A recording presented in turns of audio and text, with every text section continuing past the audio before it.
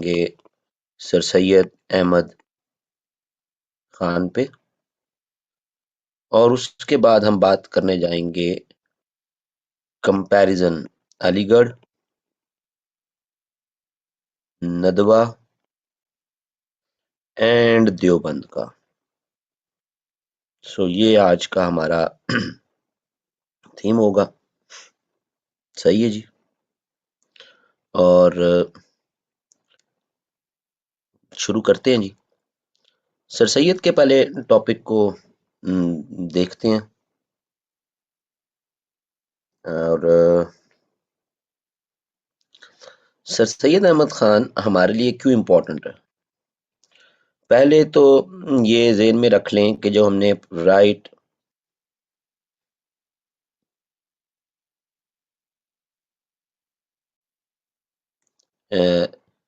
جو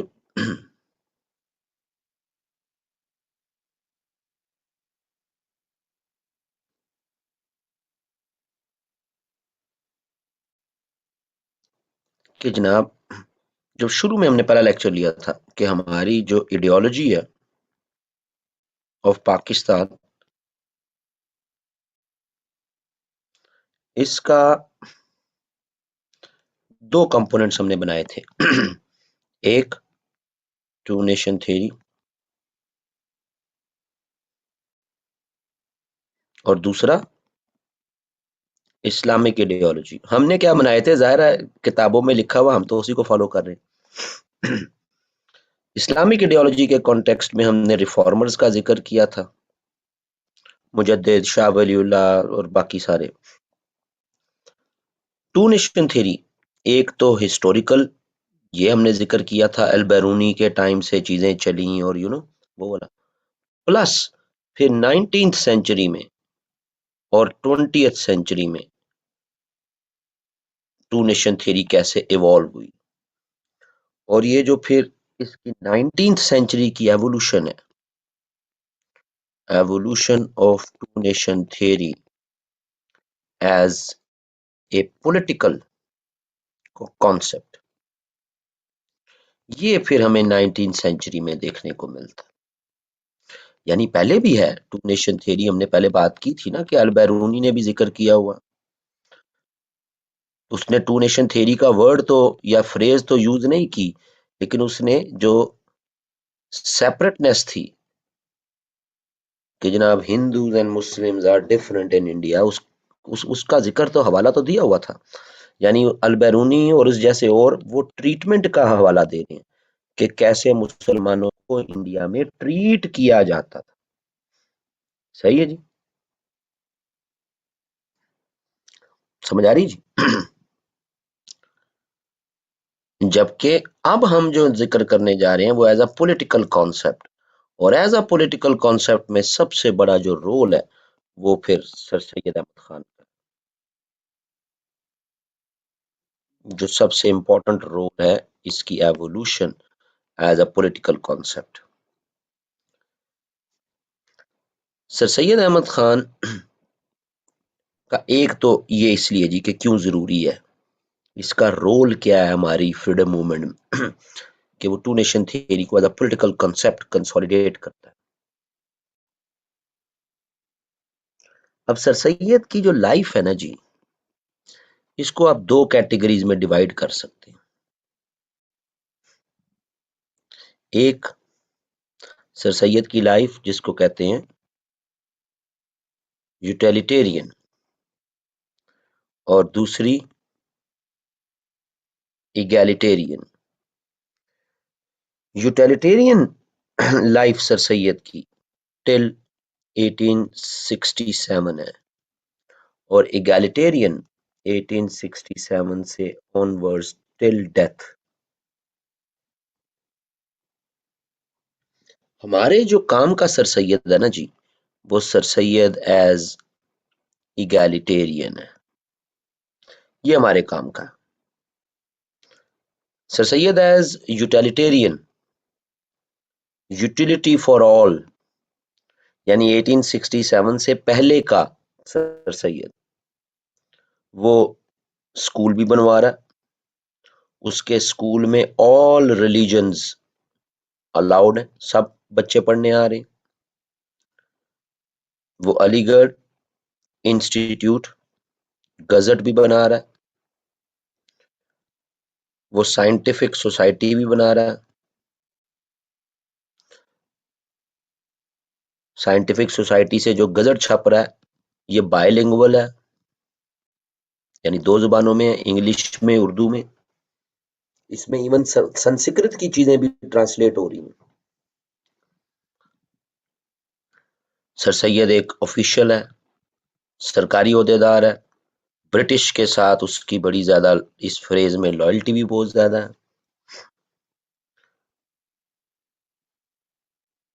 تو to nation theory پھر کہاں سے آ گئی جی؟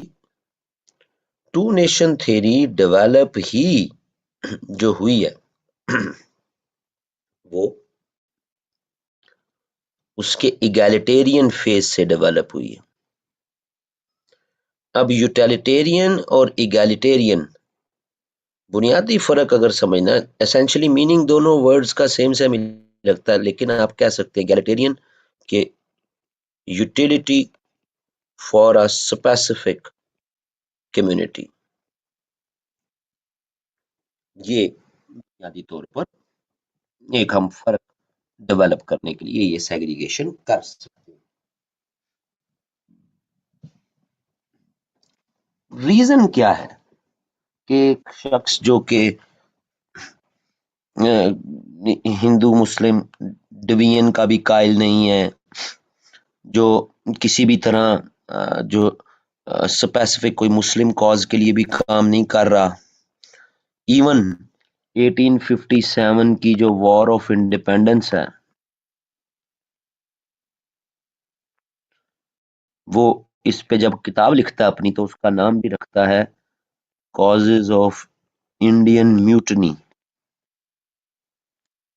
اسباب بغاوت ہند. وہ اس کو وار آف انڈیپینڈنس بھی نہیں سمجھتا. اور اس کتاب میں پھر جتنے بھی مسلم گروپس یا فائٹرز تھے ان کو کنڈیم بھی کرتا، کنڈیمڈ بائی سر سید سب کو. تو پھر یہ اچانک کیسے مسلم آف انڈیا کے لیے اتنا کام کرنا کیسے شروع ہو گیا جی یکدم؟ تو اس کو پھر دیکھنا جو ہے وہ بڑا ضروری ہے. یار یہ آواز کے مسئلے نا ہر کلاس میں آج کل ہونا شروع ہو گئے ہیں. میری تو سمجھ سے باہر ہے کہ یہ اب ٹھیک ہے آواز، اب تو کوئی ایشو نہیں ہوگا.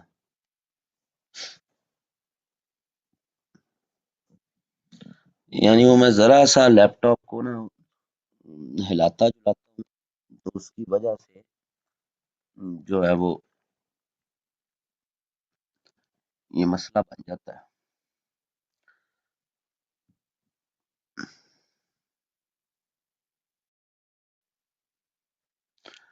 اب تو کوئی ایشو نہیں نا ہے، آواز آ رہی ہے اب تو.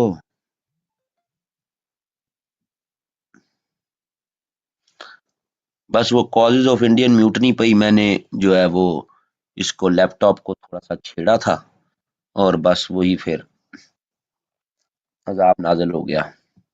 اب تو کلیئر ہے نا؟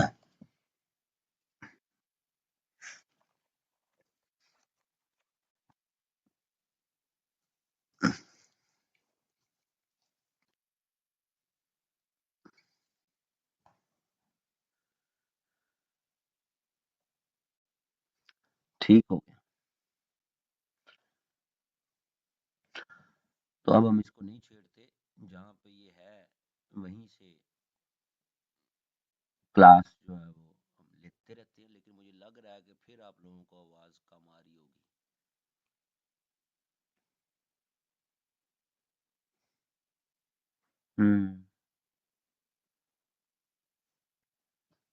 اس کا میں اب کیا کروں؟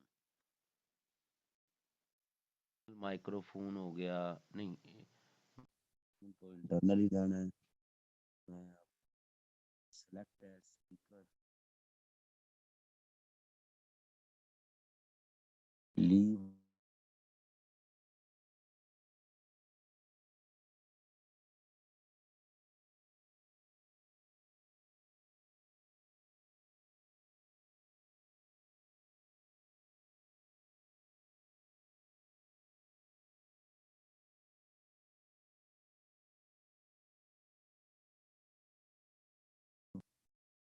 آواز آ رہی ہے آپ کو؟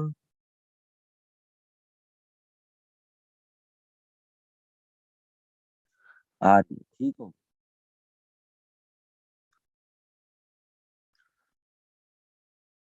بس مجھے لگ رہا ہے کہ اس لیپ ٹاپ نے نا اپنی آخری سانسیں پوری کر لی ہیں، اور اب مجھے جو ہے وہ ایک نیا لیپ ٹاپ جو ہے وہ لینا ہی پڑے گا، کیونکہ جب میں اس کو فولڈ کرتا ہوں نا لکھنے کے لیے، تب پرابلم شروع ہو جاتی ہے۔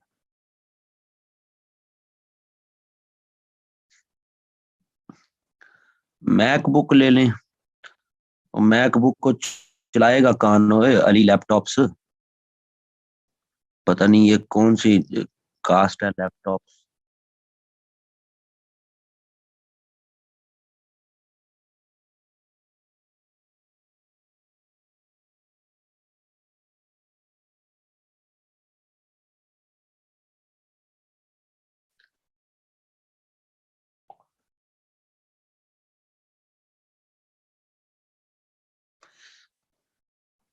نہیں وہ آج میرا، اب تو آواز کلیئر، اب تو کلیئر ہوتی ہے آواز، یہ یکدم خود ہی نا اس کی آواز اوپر نیچے بیٹھ جاتی ہے۔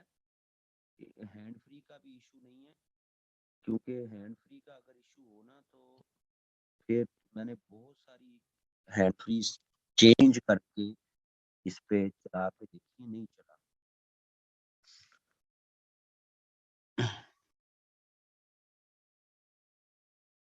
اب ذرا مجھے بتائیں جی، اب میری آواز کلیئر ہے؟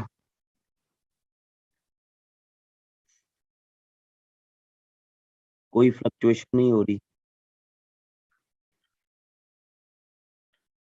یہ دراصل اب میں نے نا اس وقت لیپ ٹاپ رکھا ہوا بالکل اس وقت سیدھا اپنے سامنے، تو وہ جب میں اس کو فولڈ کرتا ہوں نا تو اس وقت پھر آواز کا مسئلہ جو ہے وہ بن جاتا ہے، یہ پرابلم آ رہی ہے۔ یعنی جب میں اس کو لکھنے کے لیے نا، کیونکہ یہاں سے یوں میرے لیے لکھنا بڑا مشکل ہے، سامنے یوں لکھنا کمفرٹیبلی نہیں لکھا جاتا اس طرح، لیکن جب میں اس کو فولڈ کرتا ہوں ایسے،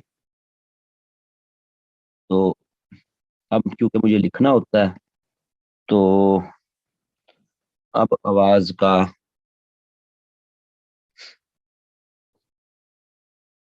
ایشو بن جاتا ہے، پھر کبھی چلی جاتی ہے آواز اور کبھی، اب اس وقت تو کلیئر ہو رہی ہوگی۔ ٹھیک ہے، بس اس کو میں اسی طرح ہی جو ہے وہ شروع کر لیتا ہوں۔ مجھے لگ رہا ہے ہینڈ فری کا مسئلہ نہیں ہے، مجھے لگ رہا ہے لیپ ٹاپ میں کوئی ایشو آ رہا ہے، ہینڈ فری کا مسئلہ نہیں ہے۔ ہینڈ فری کا مسئلہ ہوتا تو پھر شاید،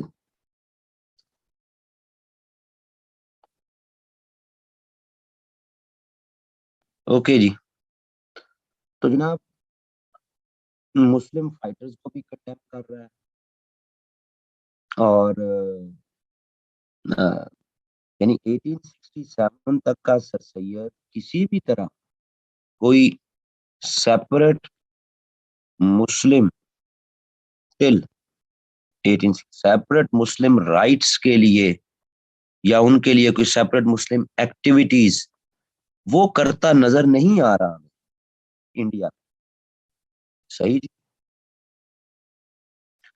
تو جناب اب پھر ایسی ریزنز کیا ہوں، وہ کون سی ریزنز ہیں کہ جو 1867 سے سر سید وہ ہمیں وہ زیادہ مسلم اورینٹیڈ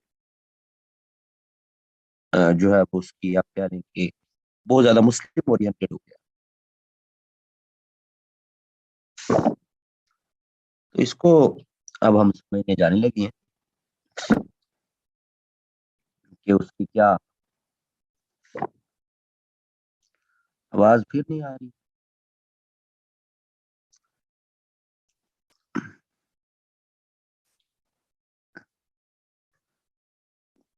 کمال ہی ہوگی ہے یار.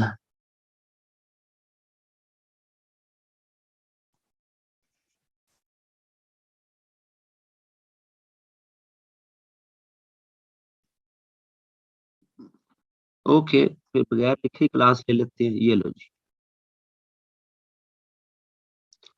اوریجنل ساؤنڈ ہی آف تھی تو اس نے کیا. اب اب ٹھیک ہے. اب دوبارہ ذرا شیئر کر کے دیکھوں میں. اب ٹھیک ہے. ابھی تک آواز ٹھیک ہوگی. کوئی ایشو نہیں ہوگا. آواز آ رہی ہوگی سب کو ابھی بھی. یہ جیسے ہی میں اس کو فولڈ کروں گا تو پھر اب آواز آ رہی ہے. کلیئر ہے آواز جی.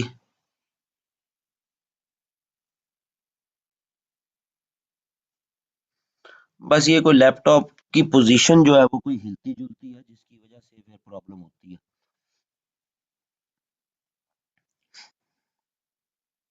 اب پھر سے خراب. ہاں پھر خراب ہوگی کیونکہ کوئی مسئلہ تو اب اس پتہ نہیں کیا اس میں مسئلہ آ رہا ہے. ایک سیکنڈ ہولڈ کیجیے گا جی. ایک سیکنڈ ذرا.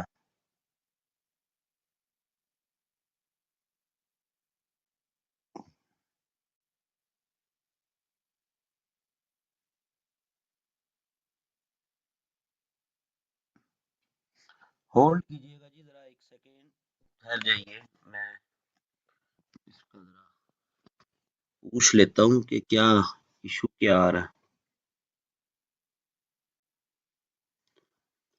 اچھا بھائی السلام علیکم. ٹھیک ٹھاک. اچھا بھائی وہ ایک نا ایشو تھا میں کہا آپ سے ڈسکس کر لوں. یہ جو میرے والا لیپ ٹاپ نہیں ہے یہ بھی وہ پورا فولڈ ہو جاتا ہے نا. تو یہ آج تک تو ٹھیک چل رہا تھا. یہ پچھلے 2-3 دن سے یہ ایشو ہو رہا ہے کہ جب یہ میں اسٹریٹ اس پہ لیکچر لے رہا ہوں نا تو تب بچوں کو میری آواز جاری ہوتی ہے.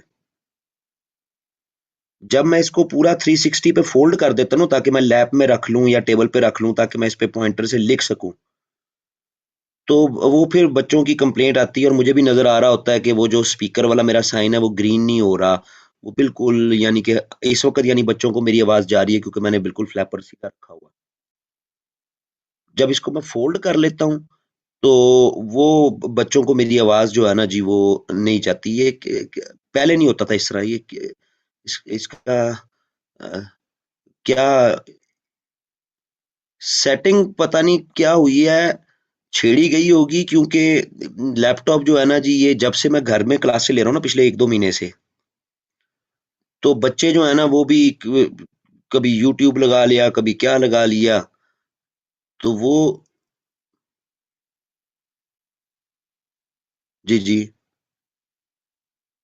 ہوں ہوں ہوں ہوں ہوں ہوں ہوں. اب اس کا کیا کریں جو چل اس. ہوں ہوں. کل آپ کی شاپ اوپن ہوگی.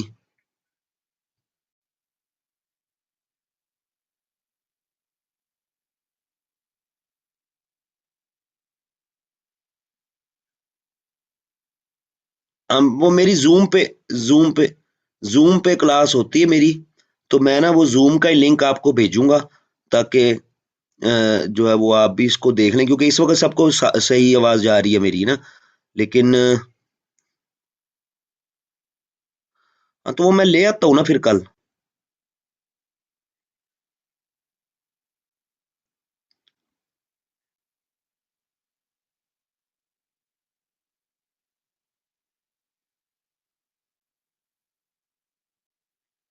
کوئی سیٹنگ کا ایشو ہے جو مجھے نہیں سمجھ آ رہی کیونکہ اگر تو ہینڈ فری کا مسئلہ ہو.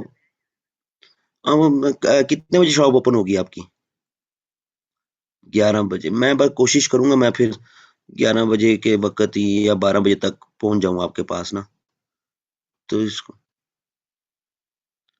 ہم، یا میں اس طرح کروں گا، کیونکہ وہ چھوٹا آج مجھے کہہ رہا تھا کہ وہ آپ سے بات ہوئی تھی کہ وہ میک بک بھی آپ لوگوں کے آ رہے ہیں، مہینے تک آئیں گے نا. تو میں اس طرح کرتا ہوں جو اس کا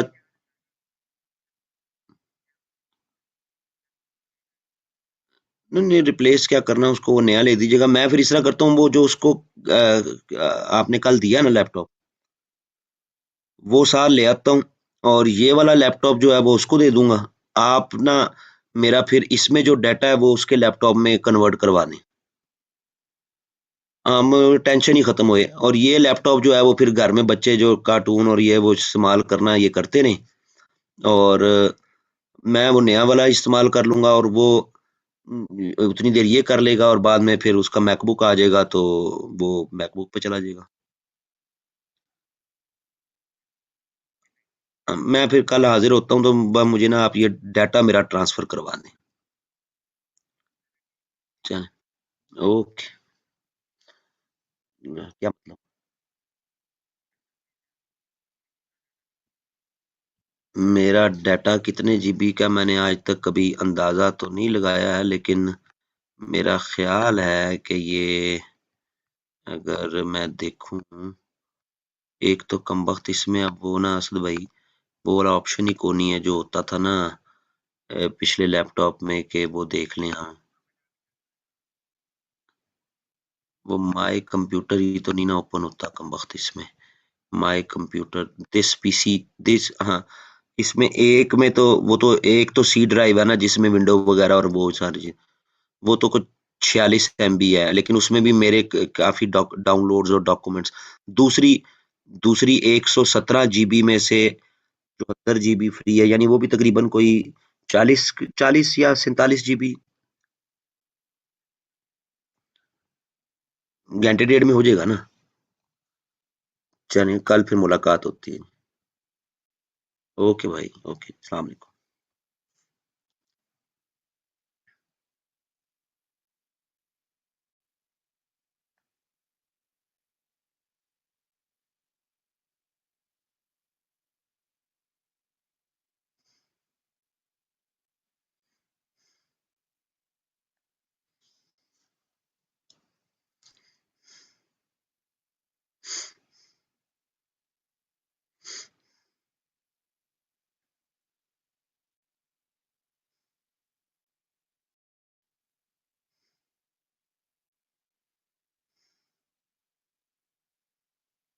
ہاں جی چلو، یہ کل تو کرواتا ہوں، تو آج پھر اسی طرح ہی لیتے ہیں، اس کو سٹاپ شیئرنگ کر دیتے ہیں. تو اسی طرح پھر آج کلاس لیتے ہیں. ذرا سیدھے ہو کے بیٹھ جائیں. اور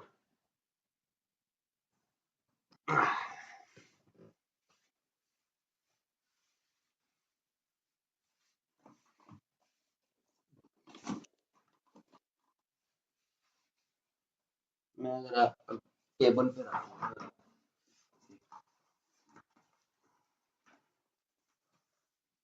اس کا مطلب ہے آج کی پھر کرنٹ افیئر کی کلاس بھی ایسے ہی ہوگی.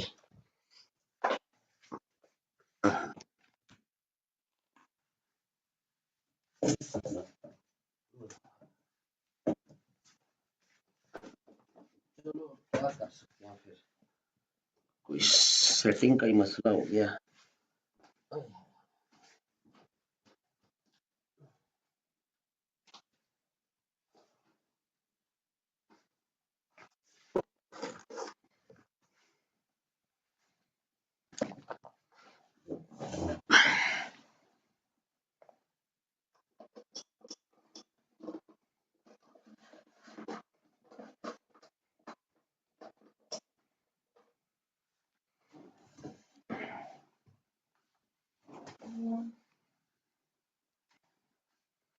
جی جناب، میں تو کوشش تو بڑی کی تھی کہ چیزیں بہتر ہو جائیں، لیکن چلو. اچھا جی، پھر اب تو آواز کلیئر ہوگی یار، اب تو کوئی ایشو نہ کرے کہ جی آواز نہیں آ رہی. اب تو بالکل راک سالڈ آواز آنی چاہیے ساروں کو. کیوں جی؟ کلیئر ہے؟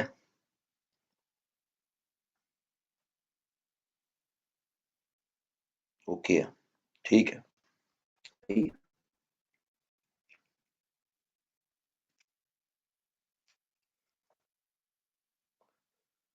سر سید کا لائف، اس کو دو کیٹیگریز میں آپ ڈیوائڈ کر سکتے ہیں.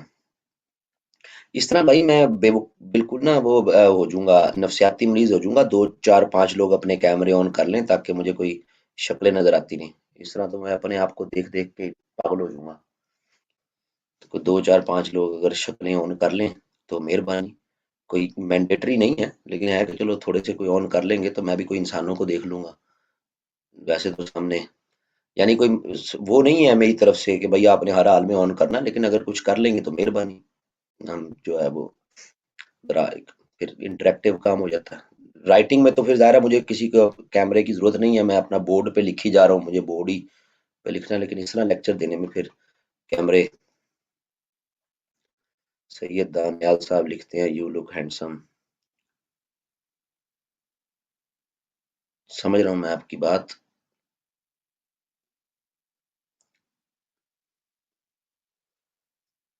لیکن آپ میرے سے بہت دور ہوں گے.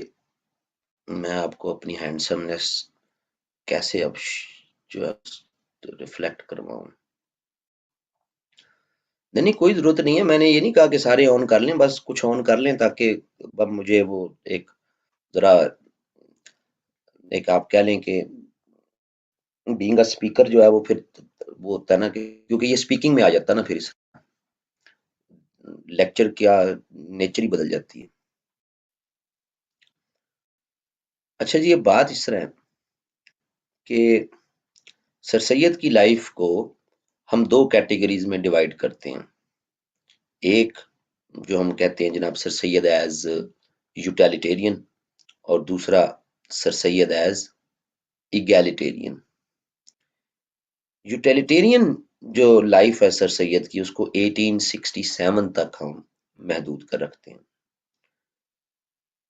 1867 سے پہلے کا سر سید ایون وہ کوئی اسپیسیفک مسلمز کے لیے کام نہیں کر رہا. یعنی وہ جو ایک کویسٹ ہے مسلمز کے لیے، اس کی جو ہمیں اس کی لائف میں نظر آتی ہے وہ 1867 سے پہلے نظر نہیں آتی. مثلا وار آف انڈیپینڈنس جسے ہم اپنی ہسٹری میں لکھتے ہیں، تو سر سید تو اس کو جو اپنی بکلیٹ اس پہ لکھتا ہے، اس کا نام بھی لکھتا ہے کازز آف انڈین میوٹنی. اور اس میں ایون مسلم جو فائٹرز ہیں ان کو وہ کنڈیم بھی کرتا ہے. سرکاری ملازم بھی ہے، رائل ایشیاٹک سوسائٹی کا ممبر بھی ہے. علی گڑھ انسٹیٹیوٹ گزٹ سے چیزیں چھپ بھی رہی ہیں، ان میں ایون سنسکرت کی چیزیں بھی جو ہیں وہ ٹرانسلیٹ ہو رہی ہیں. سو وہ کوئی specific Muslim community in India کے لیے کوئی یعنی خاص کام نہیں کر رہا، سب کے لیے کر رہا. Being an educationalist.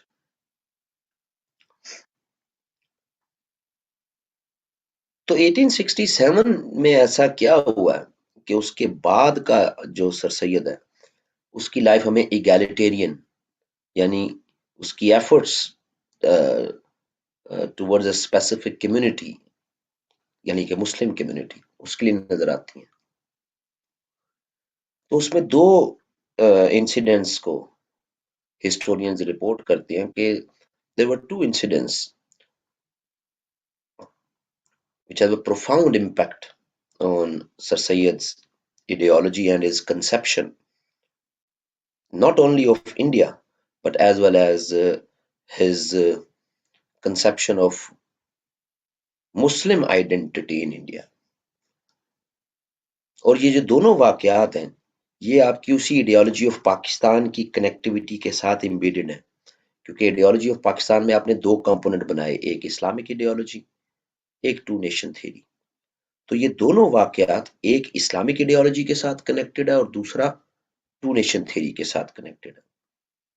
Islamic ideology کے ساتھ جو واقعہ کنیکٹڈ ہے وہ ایک کتاب ہے جو سر ولیم میور نے لکھی۔ سر ولیم میور نے 1861 میں ایک کتاب لکھی جو پھر انڈیا میں تھوڑا سا لیٹ آئی ٹرانسلیٹ ہو کے۔ کتاب کا نام تھا لائف آف محمد۔ اب یہ جو لائف آف محمد کتاب تھی کافی اس میں ڈیروگیٹری فار پروفٹ بہت زیادہ اس نے ایکیوز کیا ہوا تھا، ایلیگیشنز لگائے ہوئے تھے۔ تو وہ جو ایکوزیشنز ہیں، وہ جو ایلیگیشنز ہیں، وہ کافی سویئر تھے، اور انڈیا میں زیادہ سے زیادہ جو مسلم کمیونٹی تھی اور اس کے جو ریلیجیس اسکالرز تھے، انہوں نے زیادہ سے زیادہ جو کام کیا وہ یہ کیا کہ جی اس کتاب کا بائیک آؤٹ کر دیں۔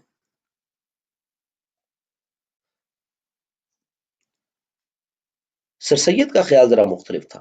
سر سید کا خیال تھا کہ ہمیں اس کتاب کا کاؤنٹر نیریٹو لکھنا چاہیے، اور پھر اس نے وہ کاؤنٹر نیریٹو لکھا بھی، لیکن وہ 1867 کے بعد، یعنی کہ 67 سے 69 ان 2 سالوں کے درمیان اس نے یہ کام شروع کیا،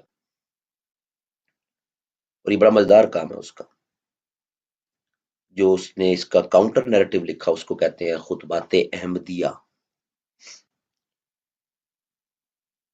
اس کا بیٹے کی اسکالرشپ ہوئی انگلینڈ کی، یہ اپنے بیٹے کے ساتھ گیا اور وہاں بیٹھ کے پھر اس نے کتابیں کنسلٹ کی، ان کی ٹرانسلیشنز کروائیں، اور وہاں سے پھر اس نے یہ کتاب چھپوائی خطبات احمدیہ۔ تو اس کے ذریعے یہ سمجھتا تھا کہ جو اسلام ایز اے ریلیجن، پروفٹ کی لائف، جب ریلیجن اینڈ پروفٹ کی لائف پہ اتنا بڑا جو ہے وہ اٹیک ہوا تو مسلم آئیڈینٹی تو پریزرو رہ ہی نہیں سکتی۔ سو ایک طرف تو یہ اس نے ایک بڑا جو ہے وہ کام کیا۔ اب یہاں تو ہم اس کی ڈیٹیل میں جانے کی ہمیں ضرورت نہیں ہے، لیکن جو سیویرٹی آف دا ایشو ہے وہ ہم ایک ایگزامپل سے دیکھ لیتے ہیں کہ ولیم میور نے لکھا کہ جی یہ جھوٹ لکھا ہوا ہے کہ بدر میں فرشتے آ کے لڑے، کوئی بھی فرشتے آ کے بدر میں نہیں لڑے، یہ ولیم میور لکھتا ہے۔ تو یہ مسلمانوں نے اپنے پاس سے نا کلیم بنایا ہوا کہ جی غزوہ بدر میں فرشتے آ کے لڑ پڑے، اور تو سر سید اس کا پھر جواب لکھتے ہیں کہ ایک لمحے کے لیے مان لیں کہ فرشتے نہیں آئے، مسلمان ہی لڑے نا، تو فرشتوں کے آنے یا نہ آنے سے غزوہ بدر کے نتائج میں کوئی تبدیلی نہیں آئی، اس کا رزلٹ تو سیم رہا۔ اگر آپ مان لیں کہ فرشتے آئے اور اگر آپ نہ مانیں، تب بھی جو مسلمز کی ڈومیننس تھی وہ تو آپ نہیں ختم کر سکتے نا جی غزوہ بدر سے۔ پھر اسی طرح کہ جی شب معراج تو ہوئی نہیں، یہ جھوٹ تھا، یہ کنکوکٹڈ واقعہ بنایا ہوا تھا، فیبریکیشن ہے، ولیم میور نے لکھا۔ تو اس کا جواب بھی بڑا پیارا سر سید نے دیا۔ سر سید نے جواب دیا کہ مذہب میں معجزات ہوتے ہیں، معجزات سے مذہب نہیں ہوتا۔ ایک مذہب کے اندر معجزات ہو سکتے ہیں، معجزات سے مذہب نہیں تشکیل پاتا۔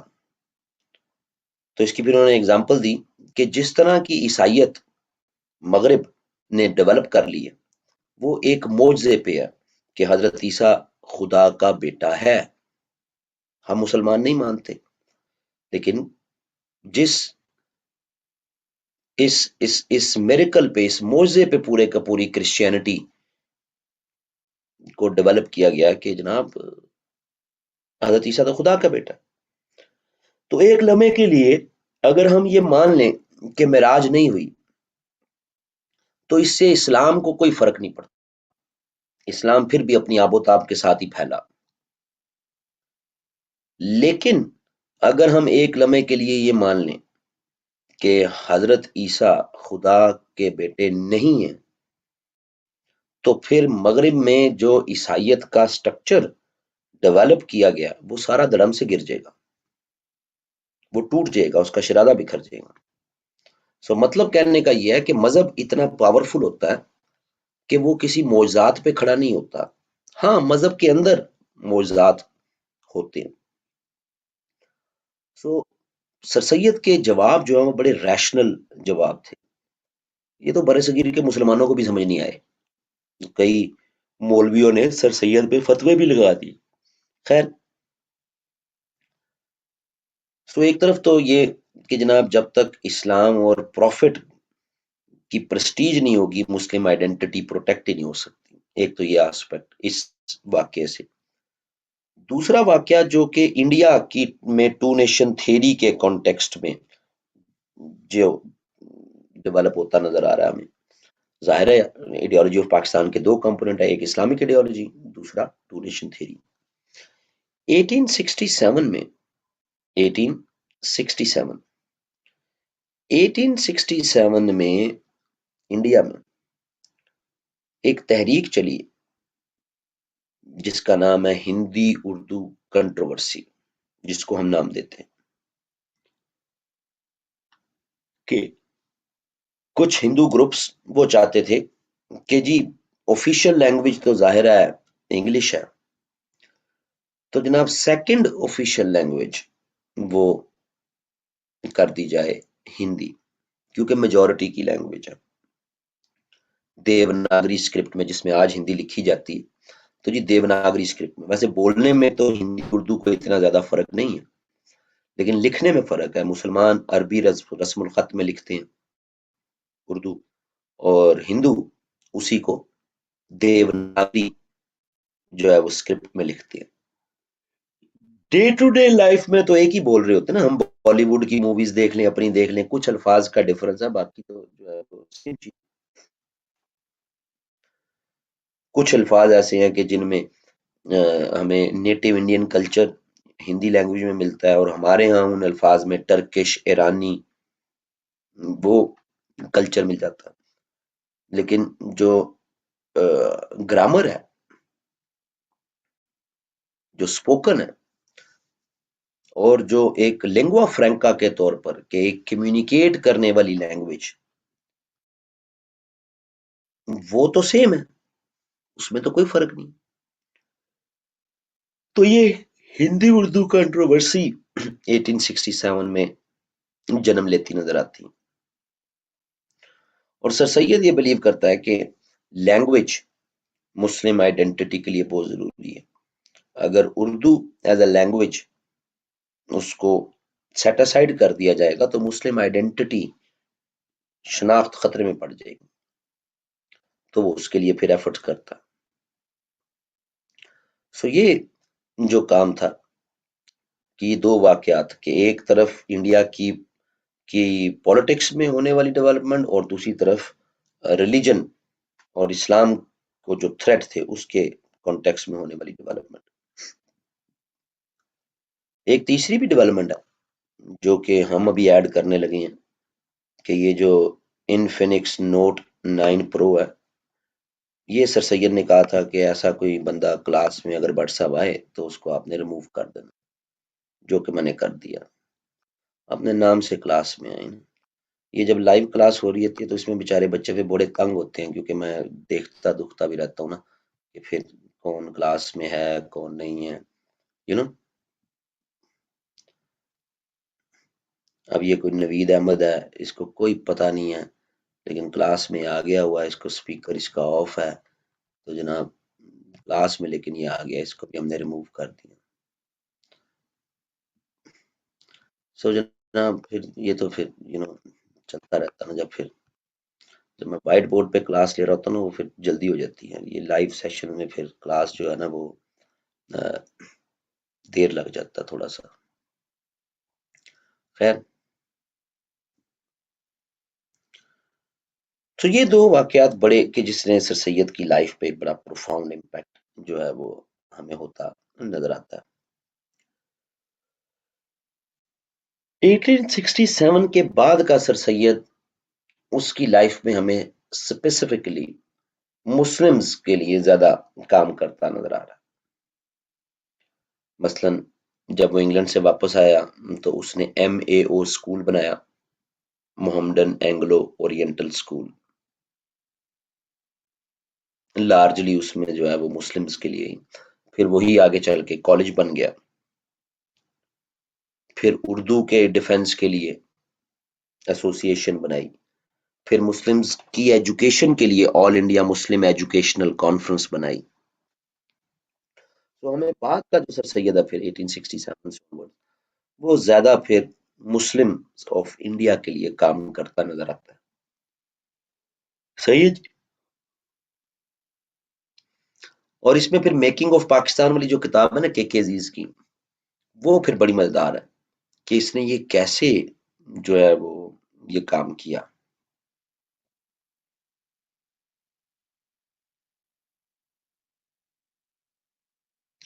سر یہ MA اور کالج میں مسلم انگلش مسلم دونوں تعلیم پہ توجہ تھی یا صرف انگلش پہ؟ پتہ نہیں یار، سر سید سے پوچھ کے بتاؤں گا۔ اچھا جی، تو جناب کہاں بات کر رہے تھے؟ ہاں، تو میکنگ آف پاکستان میں کے عزیز مینشن کرتا ہے کہ سر سید نے مسلم آئیڈینٹی کو پروٹیکٹ کرنے کے لیے پھر جو طریقہ ڈیولپ کیا، اس کے لیے وہ ورڈ یوز کرتا ہے Trinity of ideas. Pass paper میں بہت پہلے سوال بھی آیا ہوا ہے، سر سید believed in trinity of ideas discuss trinity تین آئیڈیاز سر سید کے آپ تین میتھڈز کہہ لیں اس کے، کہ جس میں رہتے ہوئے اس نے مسلمز آف انڈیا کے لیے کے رائٹس کی پروٹیکشن کے لیے کام کیا۔ پہلا کہتے ہیں لائلٹی، دوسرا ڈیووشن، اور تیسرا aloofness. Loyalty, devotion, aloofness. Loyalty کس کی طرف؟ سر سید بلیو کرتا ہے کہ مسلمز مائنورٹی میں in India, and being a minority, اگر ہم نے اپنے حقوق حاصل کرنے ہیں تو ہمیں لائلٹی پورٹرے کرنی ہے ٹورڈز برٹش، کہ برٹش کو ہم نے کنونس کرنا ہے کہ ہم ایک لائل سبجیکٹس ہیں، لائل محمڈنز آف انڈیا۔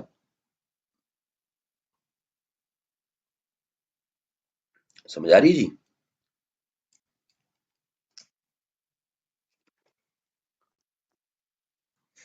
انگریز جو ہیں وہ مسلمانوں کو مسلم کا ورڈ نہیں یوز کرتے تھے، محمڈن، محمد کے ماننے والے، محمڈن۔ سو جناب پہلا تو یہ کہ ہمیں لائلٹی کے فریم ورک میں رہنا ہے، ہم نے کوئی بغاوت نہیں کرنی کیونکہ ہم مائنورٹی میں ہیں، اور انگریز تو پہلے یہی سمجھتا ہے کہ مسلمان ہی ٹربل میکر ہیں، کیونکہ جتنی بھی ملیٹنٹ ایکٹیویٹیز ہوئی ہیں، ملیٹنٹ ایکٹیویٹیز مسلم ریاست بنانے کے لیے، آزادی کے لیے، اس میں زیادہ تو مسلم ہی رہے ہیں۔ اسی لیے نہرو بھی اپنی کتاب میں لکھتے ہیں نا کہ heavy hand of British fell more upon Muslims of India. صحیح ہے جی؟ تو اگر ہم ڈس لائل ہوں گے تو ہمارے لیے پرابلم ہوگی۔ اب کافی لوگ پھر اس پہ ایلیگیشن لگاتے ہیں کہ جی سر سید انگریزوں کا ایجنٹ تھا، انگریزوں کا وفادار تھا، تو بھائی وہ نیڈ آف دا ٹائم تھی، آپ نے اپنی لائلٹی شو کرنی، یہ نہیں کہ آپ نے لائل ہو جانا، آپ نے لائلٹی شو کرنی ہے، ریفلیکٹ کرنی۔ یہ اتنا بڑا پوائنٹ ہے سر سید کا کہ جب ایمن سر سید کی ڈیتھ کے بعد مسلم پولیٹیکل موومنٹ کی بگننگ ہوتی ہے ان انڈیا، تو آل انڈیا مسلم لیگ کا جو مینیفیسٹو ہے، اس کے جو ایمز اینڈ آبجیکٹیوز کا پہلا پوائنٹ ہے، وہ پہلا پوائنٹ بھی یہی ہے، to promote sense of loyalty among Muslims towards British. So Muslim League نے بھی اپنی کریشن کے ٹائم پہ سر سید کے اس لائلٹی والی ایڈوائس یا اس کے طریقے کو ابینڈن نہیں کیا، کہ آل انڈیا مسلم لیگ انگریزوں کے خلاف نہیں ہے جی. کیونکہ برٹش تو رولر ہیں ہی ہیں، لیکن ہم مسلمز مائنورٹی میں ہیں، کم ہے ہماری تعداد. سو ہم افورڈ نہیں کر سکتے کہ ہم برٹش کے ساتھ کسی بھی طرح کی اپوزیشنل پالیٹکس کریں. سو ہمیں لائلٹی پورٹرے کرنی، وہ ہمیں تھرو آؤٹ پھر آل انڈیا مسلم لیگ کی پالیٹکس 1906 سے لے کے 1940 تک، 1940 تک، لاہور ریزولوشن سے پہلے پہلے، وہ ہمیں ایک بھی نان کوآپریشن، ایک بھی سول ڈس اوبیڈینس، ایک بھی کوئی وائلنٹ پروٹیسٹ آل انڈیا مسلم لیگ کے فورم سے نظر نہیں آتا ٹل 1940. سو جو لیگیسی ہے سر سید کی اس لائلٹی کے پوائنٹ کی، اس ماڈل کی، یہ آپ کی بعد میں آنے والی بھی جتنی بھی لیڈرشپ ہے سب نے اس کو فالو کیا. یہ تو امپیکٹ ہی تو ہے سر سید کا.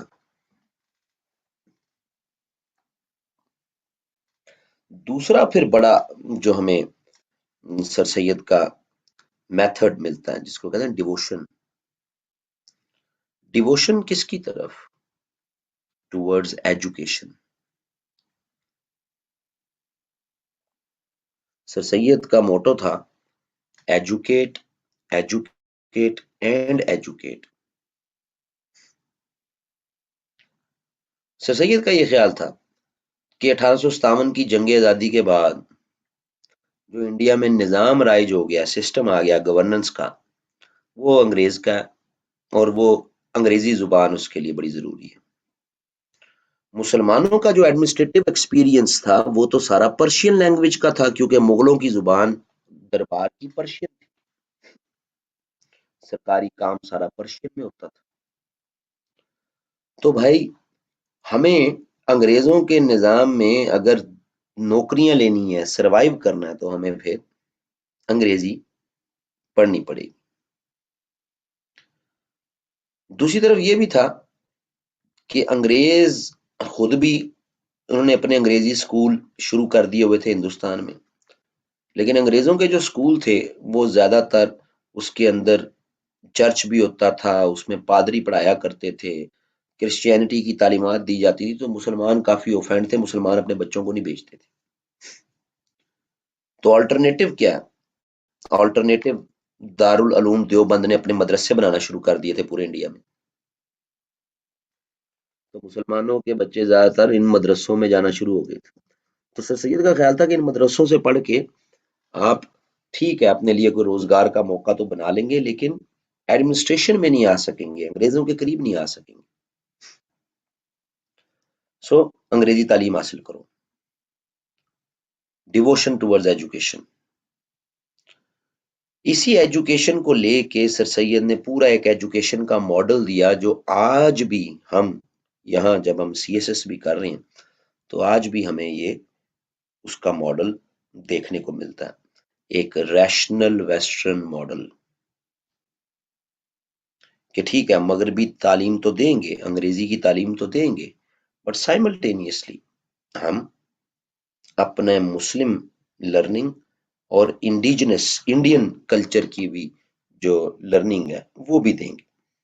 یہی فریم ورک کہ انگلش لرننگ بھی، اسلامک لرننگ بھی اور انڈیجنس لرننگ بھی، یہی بنیاد ہے M A O school and college کی. Mohammedan Islamic learning, Anglo English learning, Oriental اپنی مشرق کی learning, M A O school college, Mohammedan Anglo Oriental. آج ہم یہی ماڈل فالو کر رہے ہیں. ہمارا جو ایجوکیشن سسٹم ہے اس میں ہم انگلش میڈیم بھی ہیں، انگلش بھی پڑھ رہے ہیں، چلو میڈیم نہیں ہے تو لیکن انگلش پڑھ رہے ہیں. پھر ساتھ ہم اپنی نیٹو جو یہاں کی ایشوز کے ہیں وہ ان کو بھی دیکھ رہے ہیں، پنجابی بھی پڑھتے ہیں، زراعت بھی پڑھتے ہیں، ایگریکلچر فارسٹری یہ بھی دیکھتے ہیں تھوڑی بہت، اور ساتھ ساتھ پھر اسلامک لرننگ کے بھی چیپٹرز یا کتابیں یا مضمون وہ بھی ہم پڑھ رہے ہوتے ہیں. او لیولز لے لیں، میٹرک لے لیں، ایون میٹرک کی سائنس کی کتاب اٹھا لیں بیولوجی کی، تو اس میں بھی مسلمان سائنسدانوں کا چیپٹر ہم نے ایڈ کیا ہوا ساتھ. ایسا ہی ہے نا. تو یہ پورا ماڈل ہم سر سید کا ہی اڈاپٹ کر رہے ہیں. تو سر سید تو آج تک ہم سر سید کے ہی ایجوکیشن ماڈل کے مطابق پاکستان میں جی رہے ہیں. صحیح ہے جی. سو جی اس کانٹیکسٹ میں کہ جی پہلے آپ ڈیووشن ٹورڈز ایجوکیشن کر لیں.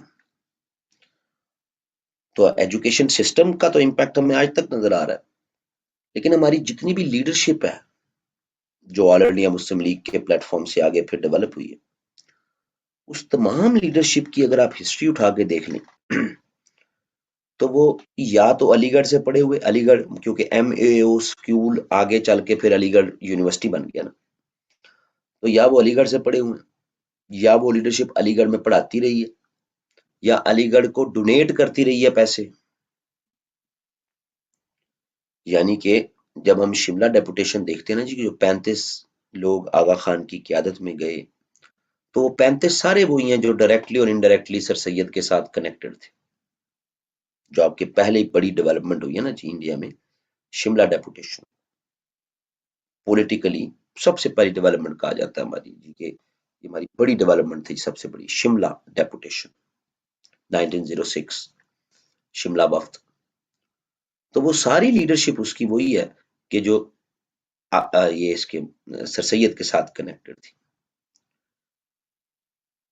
تھرو آؤٹ ہمیں پھر پوری اس میں فریڈم موومنٹ میں زیادہ تر جو مسلم لیگ کے جنرل سیکرٹری ہیں وہ وہی آئے کہ جو علی گڑھ سے پڑھے ہوئے تھے. So Aligarh as an educational system, education model, اس نے تو آپ کو لیڈرشپ پرووائڈ کی پوری فریڈم موومنٹ کے لیے. ایون ٹھیک ہے اقبال اور جناح علی گڑھ سے نہیں پڑھے ہوئے تھے، لیکن وہ ایسے ہی سکولز سے پڑھ کے آگے آئے جو کہ سر سید کے ماڈل کے مطابق تھا. چاہے اب وہ مشن ہائی اسکول سیالکوٹ ہو، چاہے وہ سندھ مدرسہ الاسلام کراچی ہو. سو ایسا نہیں ہے کہ سر سید کا یہ ماڈل پھر صرف علی گڑھ تک ہی رہا. انجمن حمایت اسلام پورے پنجاب میں، پورے کے پی کے میں، پشاور میں، اسلامیہ کالج، جہاں جہاں آپ کو یہ ورڈ ملے گا نا جی پورے پاکستان میں، اسلامیہ کالج، اسلامیہ یونیورسٹی. تو اسلامیہ کالج آپ کو کہیں بھی ورڈ مل گیا نا جی تو آنکھیں بند کر کے یقین کر لیں کہ انجمن حمایت اسلام کا یہ گڑھ رہا یہ علاقہ. صحیح ہے جی. سو ڈیووشن بھی اس کا وہ کیا تھا اور اس کا پھر امپیکٹ پوری ہماری فریڈم موومنٹ پہ. تیسرا پھر جو آسپیکٹ ہے وہ بڑا مزیدار ہے، اس کو کہتے ہیں پھر الوفنس. الوفنس الوفنس کس سے؟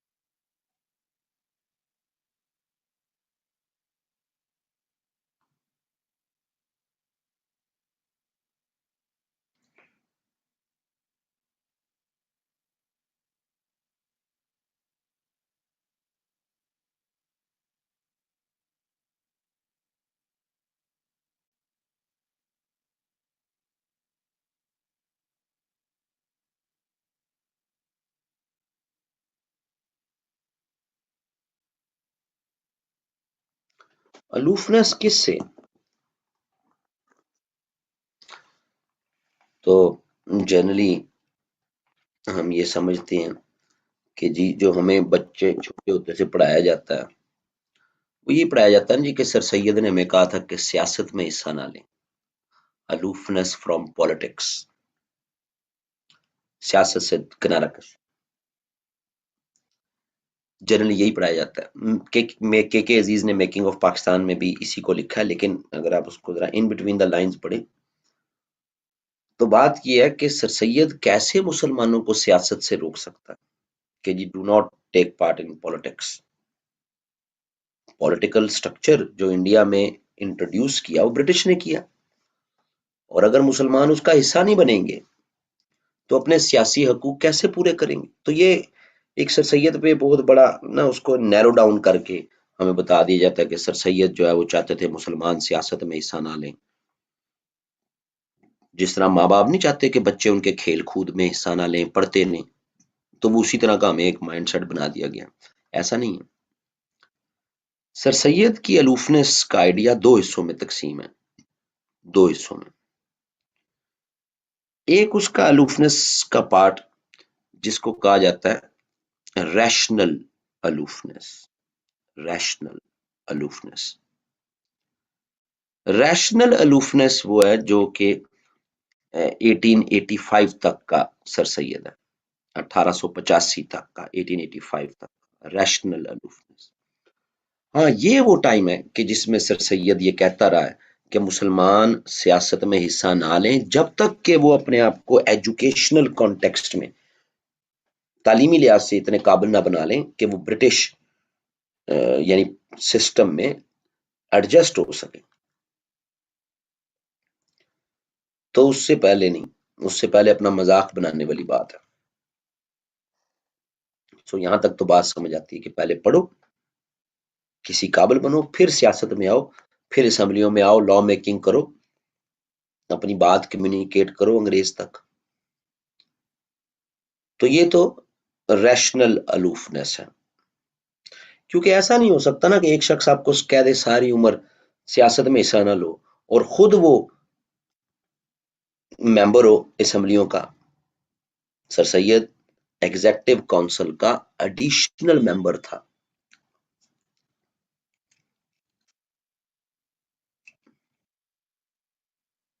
एडिशनल मेंबर एग्जेक्टिव काउंसिल का गवर्नर जनरल की, 1878 से 1883 तक 5 साल।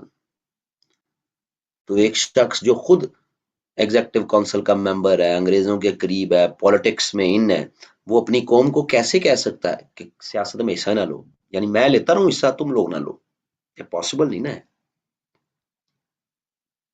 उसका ख्याल ये था कि जब तक इल्म हासिल करो, जब इल्म हासिल करके एजुकेट होके एक ऐसे स्टेज पे आ जाओ कि जहां तुम हिस्सा ले सको, फिर ले लेना। सो एक तो रैशनल अलूफनेस है।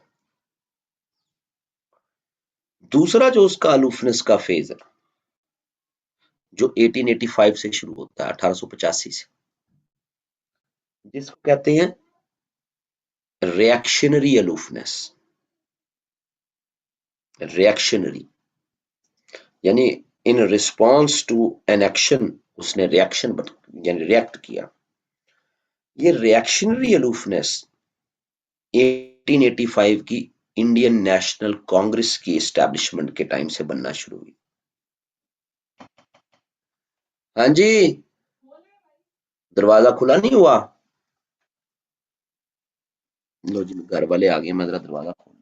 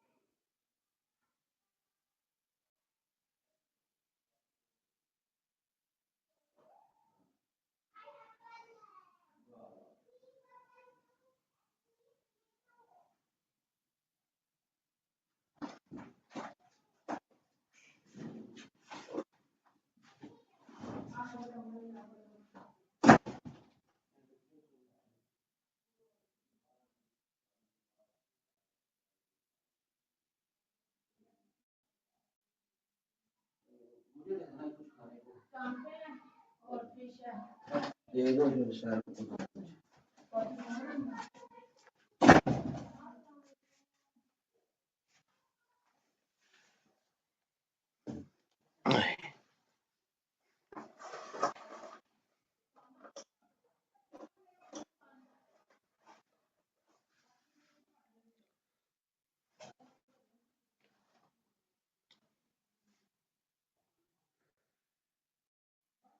لو جی. سو یہ جو سیکنڈ فیز ہے نا، پھر سر سید کا یہ خیال تھا کہ انڈین نیشنل کانگریس ایک سیاسی جماعت تو انگریزوں نے بنا دی ہے، لیکن اس سیاسی جماعت کو نا جناب ایونچولی ہندو ڈومینیٹ کر جائیں گے. اچھا، اس لیے نہیں کہ ہندو کوئی غیر مذہب ہے، اس لیے کیونکہ برٹش انڈیا میں ڈیموکریسی کو لانا چاہتے ہیں، اور اگر انڈیا میں ڈیموکریسی آئی تو میجورٹی تو ہندو ہے. تو slowly and gradually Indian National Congress ایک ہندو میجورٹی پارٹی بن جائے گی جس میں مسلمانوں کے لیے کوئی جگہ نہیں ہوگی. So there must be a separate criteria for the induction of Muslims in Indian National Congress. تو جب تک ایک سیپریٹ انڈکشن کا کرائٹیریا نہیں ہوگا جی، تو تب تک مسلمان انڈین نیشنل کانگریس کی پالیٹکس میں حصہ نہ لیں. آپ سمجھ آ رہی؟ ورنہ اگر ہم یہ سمجھیں کہ جی مسلمان سیاست میں حصہ نہ لیں، سر سید نے کہا تھا، تو آگے چل کے سر سید کے حواریوں نے ہی مسلم لیگ بنائی، سر سید کے اسکولوں کالجوں سے پڑھے ہوئے گریجویٹس نے ہی مسلم لیگ چلائی، تو وہ تو سارے پھر وائلیشن کرتے رہے نا سر سید کی. یعنی پہلے پڑھے، قابل ہوئے، پھر سیاست میں آئے. لیکن سیاست میں آئے بھی تو پہلی جو ڈیولپمنٹ ہے مسلمز کی سیاست میں آ کر شملہ ڈیپوٹیشن.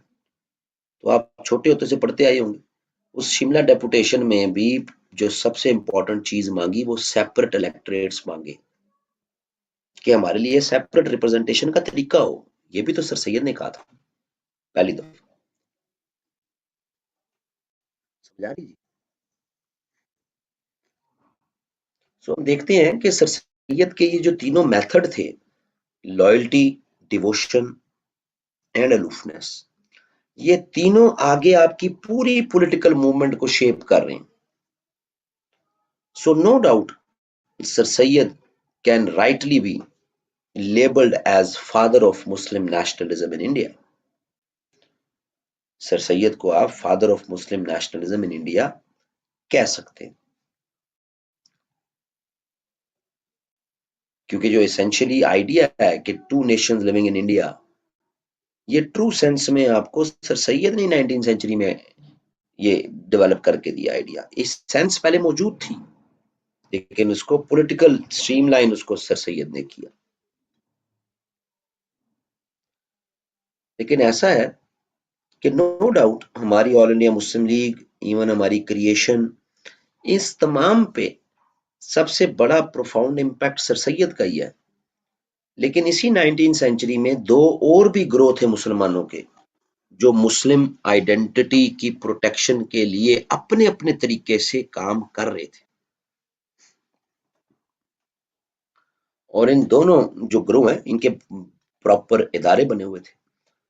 ان میں ایک دارالعلوم دیوبند اور دوسرا ندوۃ العلماء.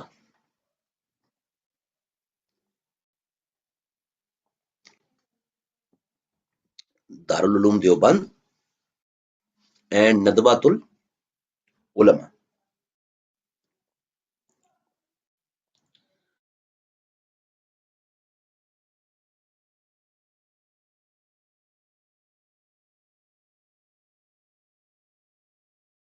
کے مقاصد میں، آبجیکٹو میں ایک بڑا جو پرپس تھا وہ یہی تھا کہ ہمارے بچے جناب انگریزوں کے اسکولوں میں نہ جائیں، مذہب کی تعلیمات مسلمانوں کو ملنا ضروری ہے.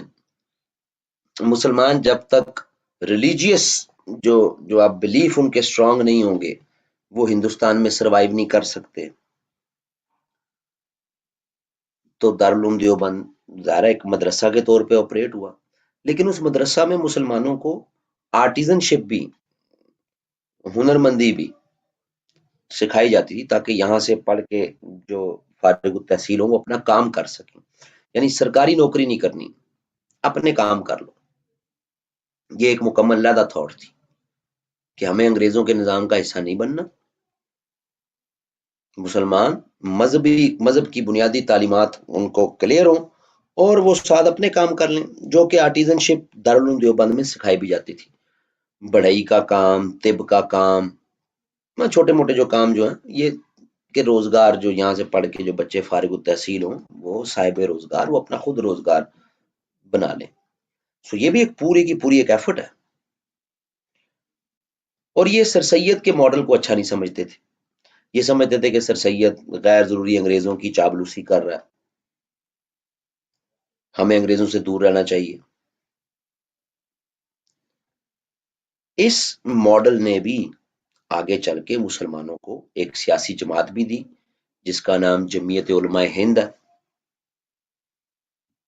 جمعیت علماء ہند کے فورم سے مسلمانوں کے لیے کافی سلوشنز بھی ڈیولپ ہوئے. پھر جمعیت علماء ہند میں سے ہی کچھ علماء ٹوٹ کے وہ پھر آل انڈیا مسلم لیگ کے ساتھ بھی جو ہے وہ کنیکٹ ہو گئے. چلو ابھی تو تھا، میں 10 منٹ تھے کلاس کے. چلو ٹھیک ہے. میں وہ میٹھے چاول کھا لیے تھے کافی نا. اسفل کو بھیجنا ذرا. لو جی.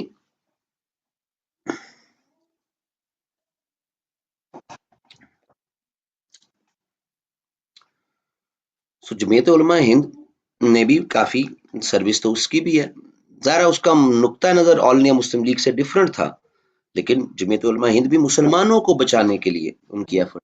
اچھا میری اصل سے بات ہوئی، میرا یہ فلیپر نا میں فولڈ کروں نا لکھوں تو آواز نہیں جا رہی بچوں کو، تو یہ کل صبح سال لے جی نا لیپ ٹاپ،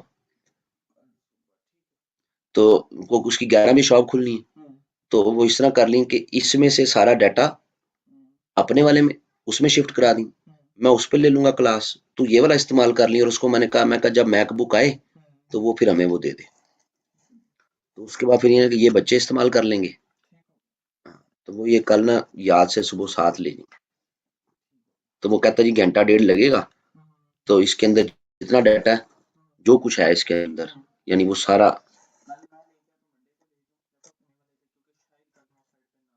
چلو پھر میں خود ہی چلا جاؤں گا، پھر لیپ ٹاپ پھر یہیں پہ چھوڑ دی نا، میں چلا جاؤں گا پھر، کیونکہ نا کل ضروری ہے میری یہ تینوں دنوں کی کرنٹ افیئر کی کلاس نا. ٹھیک ہے ٹھیک ہے ٹھیک ہے. یہ میرے لگتا ہے بازاری بنایا ہوا ہے. ہوں. چلو اچھا جی. اب ایسا ہے کہ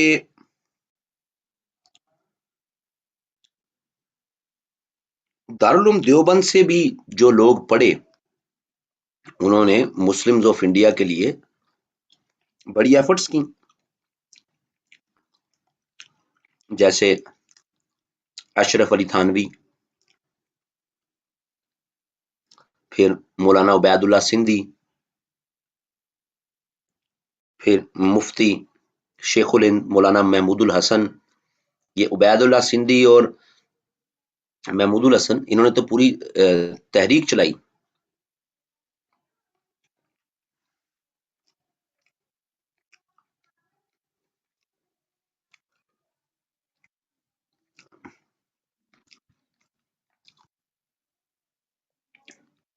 کیا پوچھ لیا اس نے؟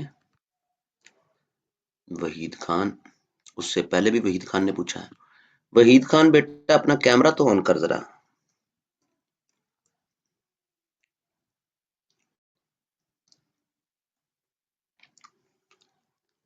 وحید خان بیٹا ذرا کیمرہ تو آن کرنا.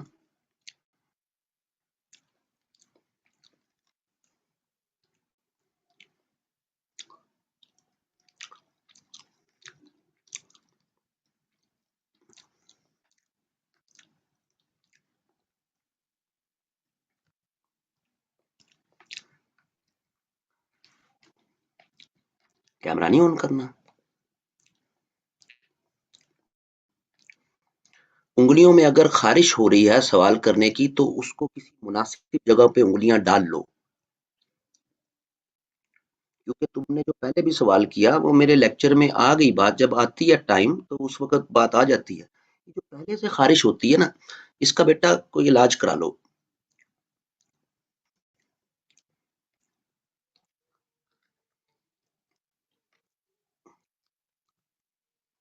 اس نے میرا خیال ہے پہلے بھی سوال کیا تھا، ابھی بات ہی نہیں آئی تھی، پیچھے ایم اے کالج میں انگلش پڑھائی جاتی ہے یا اردو پڑھائی جاتی ہے، تو جب ٹائم آیا میں نے بتا نہیں دیا کہ وہاں پہ کیا پڑھایا جاتا ہے. سو لیکچر کو چلنے دیا کریں. اگر بہت خارش ہو رہی ہوتی ہے انگلیوں میں تو اس کو کسی مناسب جگہ پہ لے لیں انگلیوں کو، تاکہ کم از کم میرا لیکچر تو ڈسٹرب نہ ہو. اور میں نے کہا کیمرہ آن کر لو، تو اتنی ضرورت نہیں ہے کہ کیمرہ آن کر لیں. میں کوئی ہوس کا پجاری نہیں ہوں وحید خان کہ تمہاری شکل دیکھ کے تمہارا بلاತ್کار کر دوں گا. تو خالی کیمرہ آن کرنے میں کیا حرج ہے میری جان؟ دارالعلوم دیوبند اور ندوہ میں کیا ڈفرنس تھا؟ تو بھائی میں ابھی ندوہ پہ آیا ہی نہیں، جب آؤں گا تو بتا دوں گا.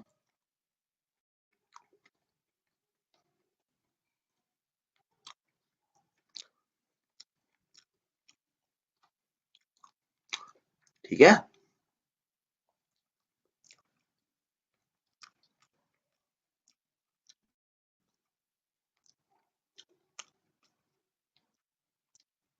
ہاں جب لیکچر ختم ہو جائے، ظاہر آج تو نہیں ختم ہوگا، جب پورا ٹاپک وہ ایک فیز ختم ہو جائے تب آپ حق بجانا میں سوال کرنے کے لیے کہ جی یہ چیز آپ نے نہیں بتائی تھی، اس بتا دیں.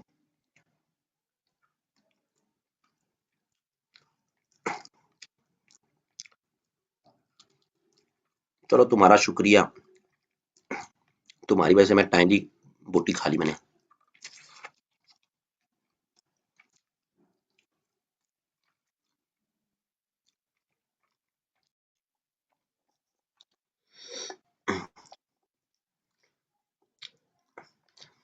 تو دارالعلوم دیوبند اس نے جو پروڈکشن کی، جو لوگ بنائے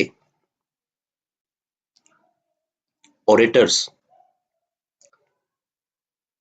اوریٹرز کا پتہ ہے؟ سپیچ کرنے والے علماء تو بنائے نا اوریٹرز.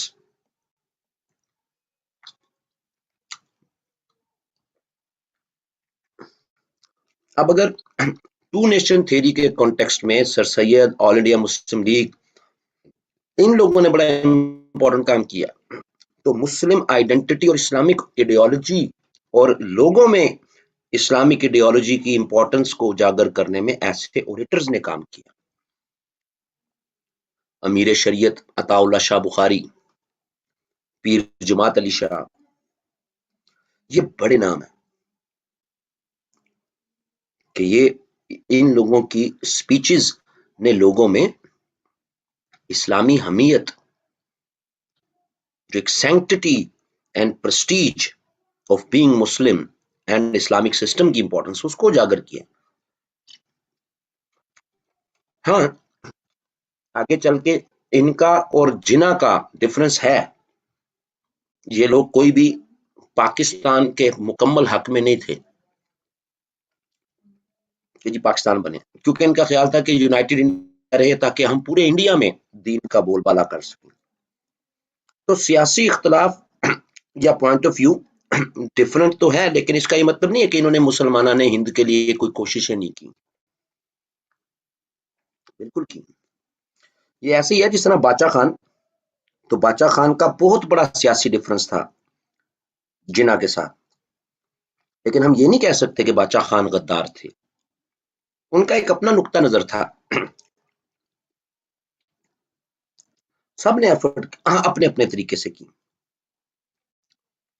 کیونکہ ہمارے کلچر میں چیزوں کو بلیک اینڈ وائٹ میں دیکھنے کی بڑی عادت ہے. مجھے بھی ہے، آپ کو بھی ہے. تو ہم پھر نا سارے باقیوں کو کارنر کر دیتے ہیں، اگنور کر دیتے ہیں. تو ہمیں پھر فریڈم موومنٹ کا صحیح مزہ ہی نہیں آتا، جس طرح اس وقت مجھے چانپے کھانے کا مزہ آ رہا ہے.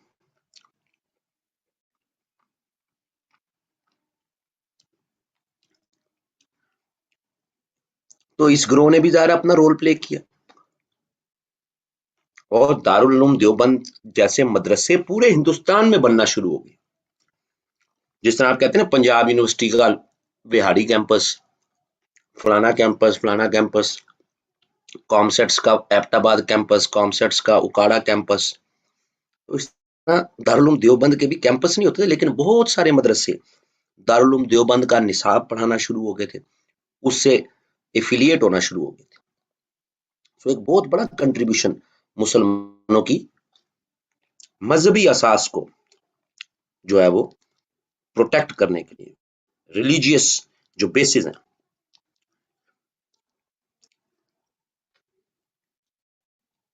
तीसरा ग्रुप जिसका रोल प्रोबेबली सर सैयद और दारुल देवबंद से भी ज्यादा है, वो है नदवतुल उलमा। नदवतुल उलमा बेसिकली लखनऊ, अच्छा दारुल उलूम देवबंद, तो ये देवबंद में, देवबंद जगह का नाम, जिस तरह अलीगढ़ जगह का नाम है। नदवतुल उलमा ये लखनऊ बेस्ड जो है वो फोरम था जी, लखनऊ बेस्ड। लखनऊ में मुख्तलिफ मुसलमान उलमा एंड इंटेलेक्चुअल्स, इनका एक ग्रुप जिसका ये ख्याल था कि हिंदुस्तान के मुसलमानों को मुस्लिम आइडेंटिटी उनकी उसी वक्त प्रोटेक्ट हो सकती है जब तक उनको glorious past of the Muslims ना बताया जाए कि हमारे आबाओ अजदाद उन्होंने कितनी कुर्बानियां दी, क्या एफर्ट्स हैं उनकी इस्लामी निजाम के लिए, इस्लाम के लिए। तो दारुल उलूम नदवतुल उलमा सॉरी, इसके प्लेटफॉर्म से हमें फिर उलमा किताबें लिखते नजर आते हैं। सीरतुन नबी प्रोबेबली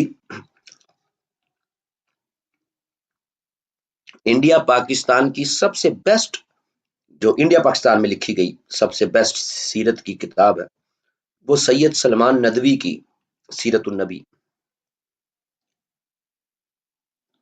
सीरतुल फारूक, फिर मुख्तलिफ सहाबा, मुसलमान रूलर्स, उनकी लाइफ, उनकी हिस्ट्री, उनकी एफर्ट्स।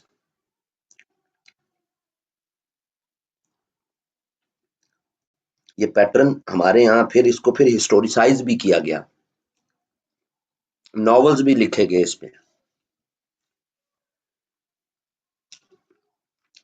ताकि मुसलमानों को उनके अजीम पास्ट के बारे में बताया जाए कि आप कितनी बड़ी कौम थे,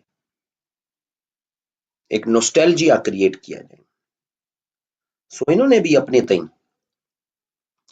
ये कोई स्कूलिंग का मॉडल नहीं था, ये कोई स्कूल नहीं चलाते थे,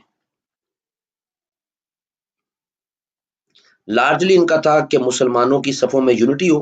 तो नदवतुल उलमा में सुन्नी उलमा भी थे, शिया उलमा भी थे, कि मिल के कंसेंसस के साथ मुसलमानों की तारीख माजी की, जाहिर है जब माजी की तारीख बयान करनी है तो शिया सुन्नी इख्तलाफ भी तो आ जाना ना, सही है जी। सो यूं इस ग्रोह ने अपना रोल जो है वो प्ले किया ताकि मुसलमानों में उनके पास्ट की अवेयरनेस हो। और याद रहे इसी ग्रोह में एक शख्स था जो पहले सर सैयद के साथ था, फिर इस ग्रोह में आ गया, शिबली नोमानी।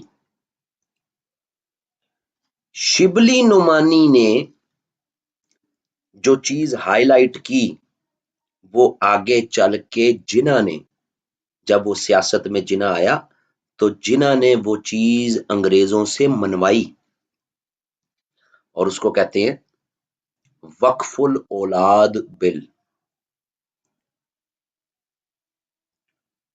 सफदर साहब चौंक गए कि ये औलाद में वक्फे का बिल, वक्फुल औलाद, वक्फ, वक्फुल औलाद बिल। ये शिबली नोमानी ने पहली दफा हाईलाइट किया था कि अंग्रेज हिंदुस्तान में वक्फ के आइडिया को समझ नहीं पा रहे, जो मुसलमानों की कानून वरासत में बड़ा कलीदी और इंपॉर्टेंट चीज है। तो फिर आगे चल के जिन्ना ने ये वक्फुल औलाद का बिल पास करवाया असेंबली से, نہیں تو مسلمانوں کی کافی دل آزاری ہو رہی تھی. وقف تو سنا ہوگا نا، وقف کر دینا، ہبا کر دینا. تو یہ وہ وقف ہے، اس کو اولاد میں وقفے والا بل نہ سمجھ لینا.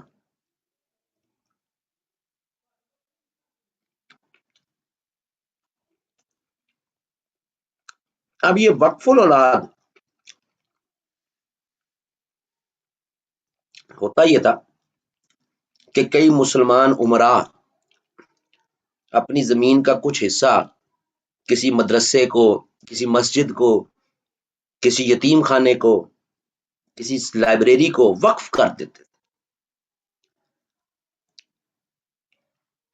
اب میرے جیسا پھر کوئی بیٹا آگے اس نواب کا، وہ جا کے انگریزوں کی عدالتوں میں کیس کر دیتا تھا کہ بھائی یہ تو میری پراپرٹی ہے.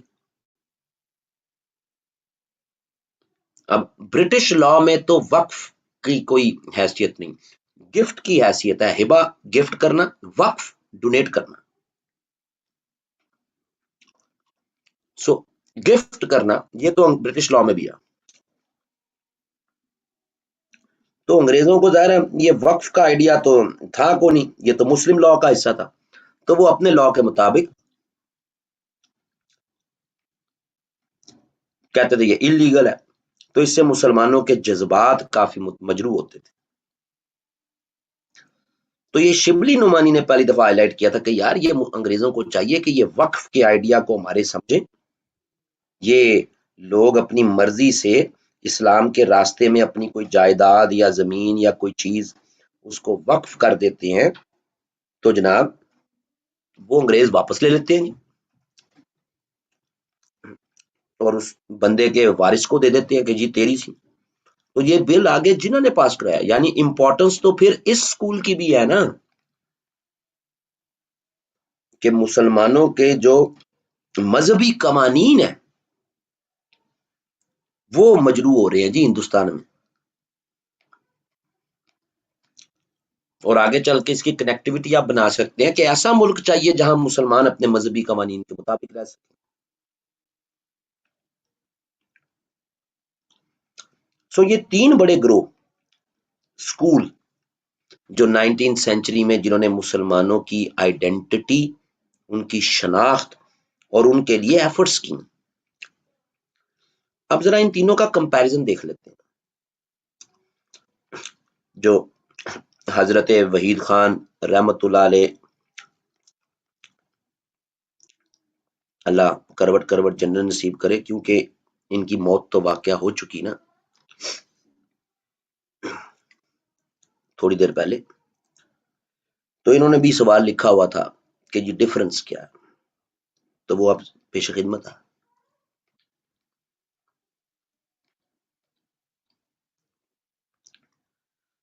پہلے ذرا ان میں ڈفرنس دیکھ لیتے ہیں کہ ان میں پراپر ایجوکیشنل فورم کون سے ہیں جی. سو ندوہ ایجوکیشنل فورم نہیں تھا،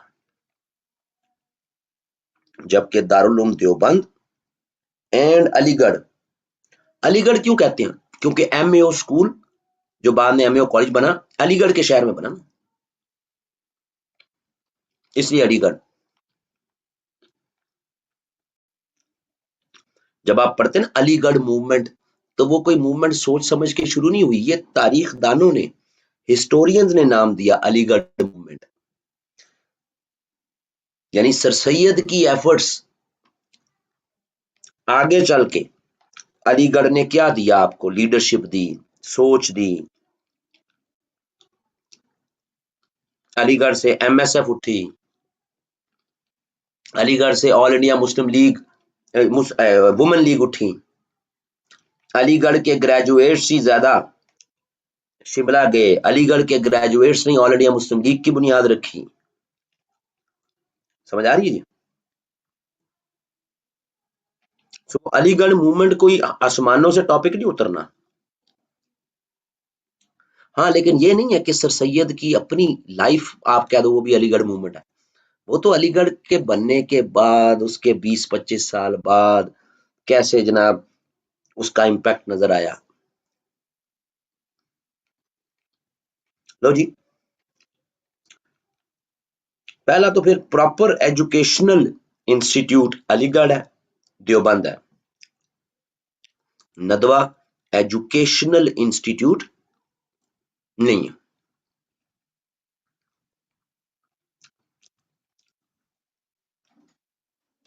پھر فنڈنگ،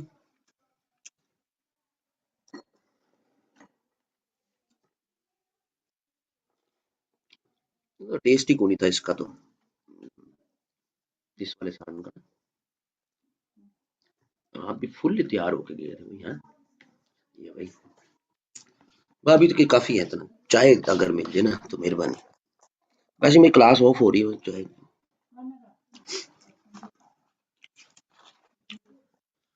اچھا جی،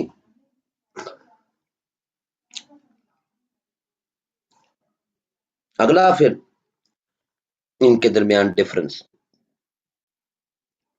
اگلی بات یہ کہ بھائی یہ نیچر کیا تھی، ایجوکیشنل نیچر کیا تھی. تو علی گڑھ ایک ماڈریٹ ایجوکیشنل سٹرکچر تھا. انگلش لینگویج بھی لرننگ بھی، اسلامک لرننگ بھی، ایسٹرن لرننگ بھی. دیوبند ایک ریجڈ کنزرویٹو لرننگ کا ماڈل تھا، اور دیوبند میں بھی مخصوص مکتبہ فکر کے مسلمان ہی، یہ نہیں کہ ہر مسلمان آ جائے گا. مثلا شیعہ students were not allowed to انرول ان دارالعلوم دیوبند.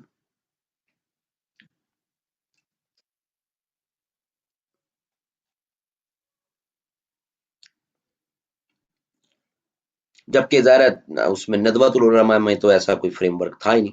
لیکن ندوۃ العلماء کا میں جو ہمیں نظر آتی ہے چیز وہ یہ کہ ایک پاسٹ، گلوریس پاسٹ مسلمز کا وہ ہائی لائٹ کرنا. they were not they were moderate in a sense کہ مسلمانوں میں آپس میں کوئی اختلافات ہیں تو ان کو ایڈریس کرو. اس صورت میں تو وہ ماڈریٹ ہیں، لیکن کوئی ایجوکیشن کا فریم ورک اپنا ان کا، اس کی نیچر ایز سچ کوئی نہیں تھی. پھر انہوں نے پروڈیوس کیا کیا، ان کی پروڈکشن کیا ہے. علی گڑھ سے لیڈر، سلیریٹ کلاس، تنخواہ دار طبقہ، لائرز، جرنلسٹ، یہ زیادہ پیدا ہوئے. ندوۃ العلماء سے انٹلیکچوئلز، رائٹرز. دیوبند سے اوریٹرز.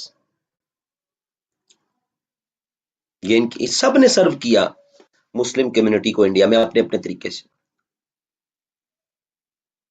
پھر یہ چلتے کیسے ہوں گے؟ پیسہ پوسا مال کہاں سے آتا ہوگا؟ کوئی ان کے پاس احتشام بٹ تو تھا نہیں. New session alert starting from فلانی تاریخ تو فیسیں آ جاتی ہوں گی، ان کے خرچے چل جاتے ہوں گے. کہیں نہ کہیں سے تو پیسہ آتا ہوگا. علی گڑھ کیونکہ ایک ماڈریٹ آؤٹ لک تھی، برٹش کے قریب تھے، تو یہ گورنمنٹ کی گرانٹ لے لیتے تھے. گورنمنٹ فنڈنگ، گورنمنٹ گرانٹ پر علی گڑھ چلتا تھا، کیونکہ ظاہرہ ماڈریٹ تھے، برٹش کے قریب تھے. دارالعلوم دیوبند سختی سے کسی بھی حکومتی معاونت کے اگینسٹ تھا، تو یہ گورنمنٹ سے فنڈنگ نہیں لیتے تھے کسی بھی صورت. دارالعلوم دیوبند، بلکہ یہ جو مسلمان بھی چندہ دیتے تھے اس کو یہ اناؤنس نہیں کرتے تھے، ڈکلیئر نہیں کرتے تھے. سو ان کا کافی ریجڈ تھا یہ اپنے آپریشنل میکنزم میں، اپنے فائنینشیل میکنزمز میں. ان کی سب سے بڑی جو سورس آف ارننگ ہوتی تھی وہ ان کی پرنٹنگ ہوتی تھی. کتابچے چھوٹے چھوٹے، فتوے، دارالافتاء ان کا ادارہ تھا جس سے فتوے دیا کرتے تھے، اور وہ لاکھوں کی تعداد میں چھپتے تھے. تو پرنٹنگ سے یہ اپنا ایک فنڈ ریزنگ کرتے تھے. اور ندوۃ العلماء تھا ہی نو پروفٹ نو لاس بیس ادارہ.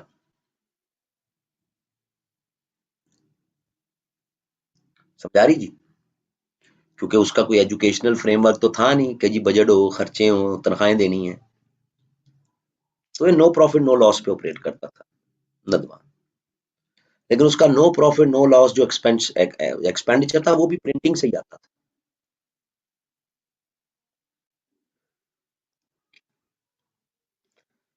پھر ان کی پولیٹیکل آؤٹ لک، تو علی گڑھ کو ہی ہم کہتے ہیں کہ علی گڑھ سے ہی آل انڈیا مسلم لیگ کی بنیادیں نکلی.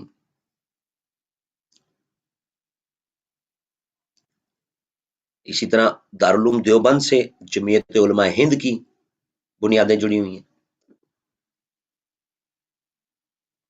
ندوۃ العلماء کا کوئی پولیٹیکل ونگ ڈیولپ نہیں ہوا، وہ پیور اسکالرلی اور انٹلیکچوئل ایفرٹس میں رہے. سمجھ آ رہی جی؟ ہو سکتا ہے وہ اس نے آج تک کمپیرزن نہیں پوچھا کہ 19 سینچری کی مسلم جو موومنٹس ہیں، ذرا یہ 3 بڑی موومنٹس ہیں، علی گڑھ، دیوبند، ندوہ، تو ان 3 کا وہ کمپیرزن پوچھ لے آپ سے. ہو سکتا. سمجھ آ رہی جی؟ سو یہ ان کے درمیان کچھ بڑے کمپیرزنز ہیں ان تینوں اداروں کے درمیان.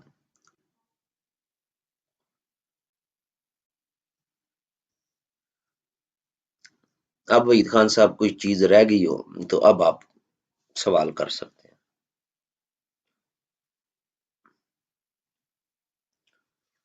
علی گڑھ اور دیوبند کے پولیٹیکل ونگز ڈیولپ ہوئے نا جی آل انڈیا مسلم لیگ اور جمعیت علماء ہند کے طرز پر. ندوۃ العلماء کا کوئی پولیٹیکل ونگ یا پولیٹیکل پارٹی اس سے آگے ہمیں ڈیولپ ہوتی نظر نہیں آتی. وہ ایک اسکالرلی اور انٹلیکچوئل ایفرٹ ہی رہی. ہاں جی، کسی کا کوئی سوال؟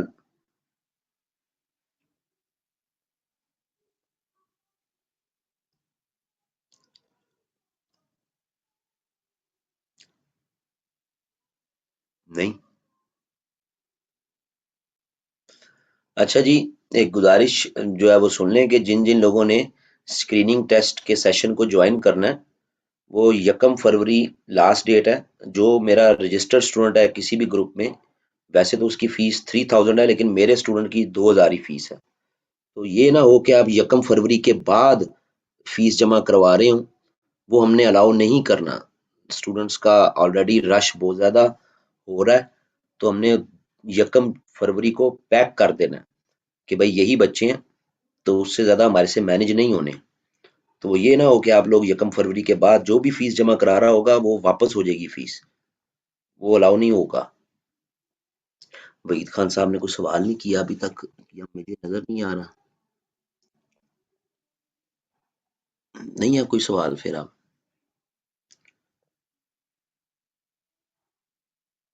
چلو جی، پھر کل اگلے پورشن کو شروع کر لیں گے. یہ بیسیکلی میں سوالوں کے جواب کے سٹائل پہ لیکچر دیے ہیں کہ اگر سر سید کی سروسز پہ آ جائے سوال، یا پھر ان کے ڈفرنسز پہ آ جائے سوال. تو جو یوٹیوب پہ لیکچر ہیں وہ جنیرک لیکچر ہیں. یہاں پہ پھر اس فیز میں جو پری پارٹیشن کا فیز ہے اس میں پھر میری کوشش ہوتی ہے کہ سوالوں کے جواب کی صورت میں بات ہو جائے، تاکہ بچے کو کوئی سوال آئے تو وہ اس کو پھر ایک پراپر آرگنائز فارم میں اٹیمپٹ کر لیں.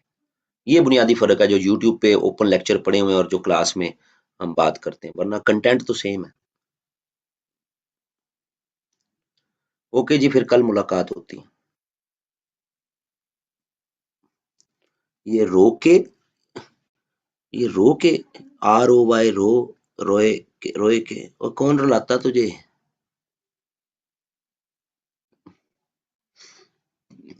چلو رونے تک ٹھیک ہے، سانس تو آتی ہے نا.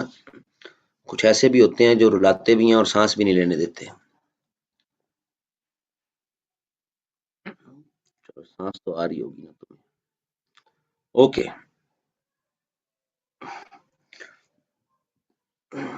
رائے کوہلی خطرناک آدمی ہے بھائی. اور میرا بھی ایک سرگودے کا دوست ہے، اس نے زندگی میں کبھی اپنے نام کے ساتھ کوہلی نہیں لگایا، اور جب سے وراٹ کوہلی اٹھا انہوں نے فیس بک پہ بھی، انسٹا پہ بھی، ٹویٹر پہ بھی ادھر ادھر کوہلی کوہلی اپنے نام کے ساتھ لگانا شروع کر دیا. सारी उम्र उसने कभी कोली नहीं लगाया था नाम के साथ कि ये मैं क्यों लगाऊं, तो ये क्या बात है, तो ये है वो। और इधर जनाब रात कोहली उठा, जनाब कोहली कोहली हर एक ने लगाना शुरू कर दिया। यानी जो जो कोहली था उसने फखरिया तौर पे लगाना शुरू कर दिया कि हाँ जी हम कोहली।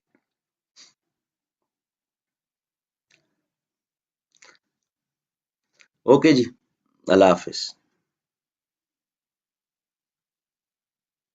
सर बुलेट पॉइंट्स मिल सकते हैं टॉपिक के? नहीं नहीं, पूरी बंदूक ही मिल सकती है, खाली बुलेट क्या करेगा? तो पूरी पूरी बंदूक ही दे दूंगा मैं। एक नाली वाली या दो नाली वाली, ये आप बस मुझे बता दें। खाली बुलेट का मैं क्या, कुछ छोड़े इसको, पूरी बंदूक ही दूंगा।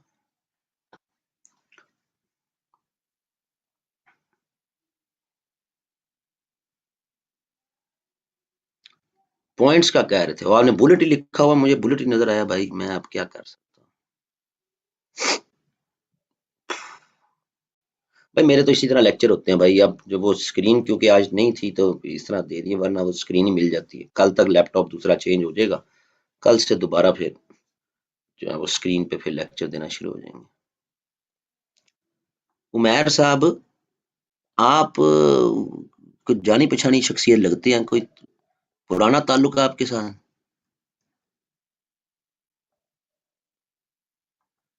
कोई अच्छी बात ही लिखना, गंदा ताल्लुक ना साबित कर देना उस्ताद के साथ। क्या बात है माई साहब, वाह वाह वाह वाह वाह वाह वाह वाह। मैं ख्याल है 2-3 साल बाद, 1 साल बाद, अच्छा, काफी चेंज हो गए हैं आप। अब ये अब मेरी खुशकिस्मती है या मेरी इंसल्ट है कि एक दफा पढ़ने के बाद आप फिर पढ़ने आ गए हैं, या तो आपको पहली दफा समझ नहीं आई। चलो, nice to C you. Okay ji, Allah Hafiz.